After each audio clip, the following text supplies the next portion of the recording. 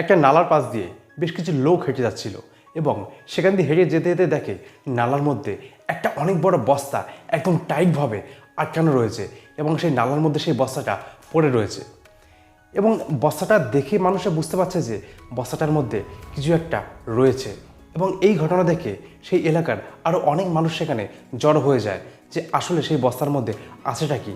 তো যাই হোক, এরপরে সেই গ্রামের লোক পুলিশে খবর দেয়। পুলিশ তখন সেই বস্তাটা সেই নালার থেকে তুলে রাস্তার পাশেই সেই বস্তাটা খোলে এবং বস্তার মুখ থেকে দড়িটা খুলতেই সেই বস্তা থেকে পচা দুর্গন্ধ বেরিয়ে এলো এবং বস্তার মুখ খুলতেই দেখা গেল যে সেই বস্তার মধ্যে মানুষের শরীরের পচা গলা দেহ সেই বস্তার মধ্যে আছে।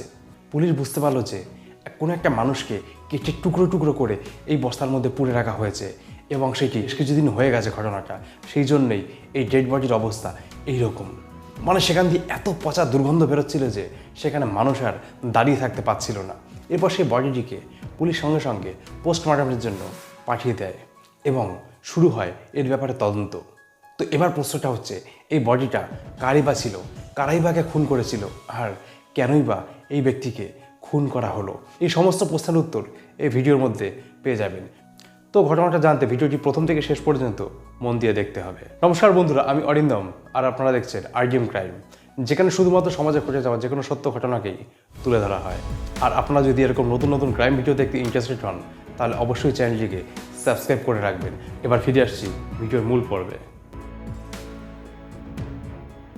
যাই হোক, ভিডিওটা শুরু করার আগে আপনাদের সকলকে একটা কথা বলার আছে যে আপনারা অনেকেই হয়তো আমাকে ঠিকঠাকভাবে চিনতে পারছেন না, কারণ এর আগে আমার এই লুকটা ছিল আর এখন আমার এই লুকটা হয়েছে।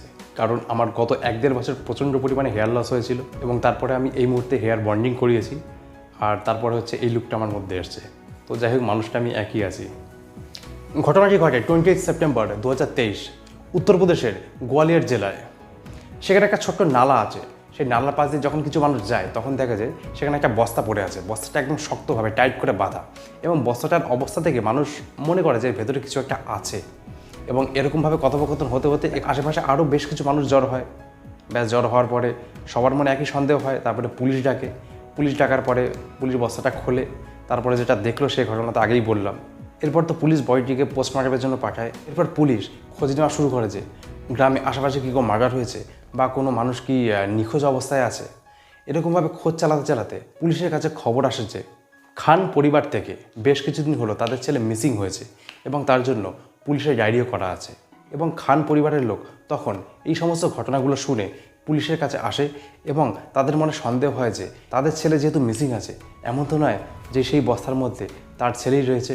তো যাই হোক, পুলিশ তখন খান পরিবারের লোকজনকে সেই বডিটির কাছে নিয়ে যায় তার ছেলের বডি শনাক্ত করার জন্য, যে আদৌ কি সেটা তার ছেলের বডি। তখন সেই কাটা টুকরো টুকরো বডি তার মা বাবাকে দেখানো হয়, কিন্তু বডির এমন অবস্থা ছিল সেটাকে দেখে চেনার কোনো উপায় ছিল না।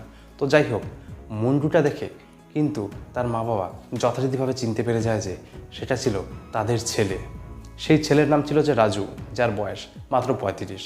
এরপরে রাজুর মা বাবা যখন তার ছেলের বডিটা আইডেন্টিফাই করে, তারপরে পুলিশ তখন রাজুর মা বাবাকে জিজ্ঞেস করে যে এই খুনটা কে করলো, কারাই বা এই খুনটা করতে পারে, আপনাদের কোনো আইডিয়া আছে? তার মা বাবা পুলিশকে জানাইছে হতে পারে কাল্লু নামে তার একটা বন্ধু ছিল, এই খুনটা সেও করতে পারে। তখন পুলিশ জিজ্ঞেস করে যে কেন, তার সাথে তার কীরকম বন্ধুত্ব ছিল, কী শত্রুতা ছিল। তখন রাজুর মা বাবা পুলিশকে সম্পূর্ণ ঘটনাটা খুলে বলেন। রাজু একরকমভাবে 2 নম্বরই কাজকর্ম করতো, অনেক রকম বেআইনি কাজকর্ম করতো, মাদকদ্রব্য পাচার করা এই ধরনের কাজকর্ম করতো এবং এর জন্য সে বেশ কয়েকবার জেলেও নাকি গেছে। এবং তার যে বন্ধু ছিল কাল্লু, সেও একই কর্মের সাথে যুক্ত ছিল এবং তারা দুজনা একই কাজ করত।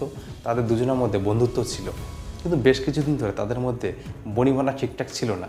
যে কোনো কারণে তাদের মধ্যে একটা ঝগড়া গণ্ডগোল তৈরি হয়েছিল। রাজুর মা বাবা বলে নিশ্চয়ই কাল্লুই এই খুনটা করেছে, কারণ ও ছাড়া আর কেউ খুন করার মতো কেউ হয়তো নেই।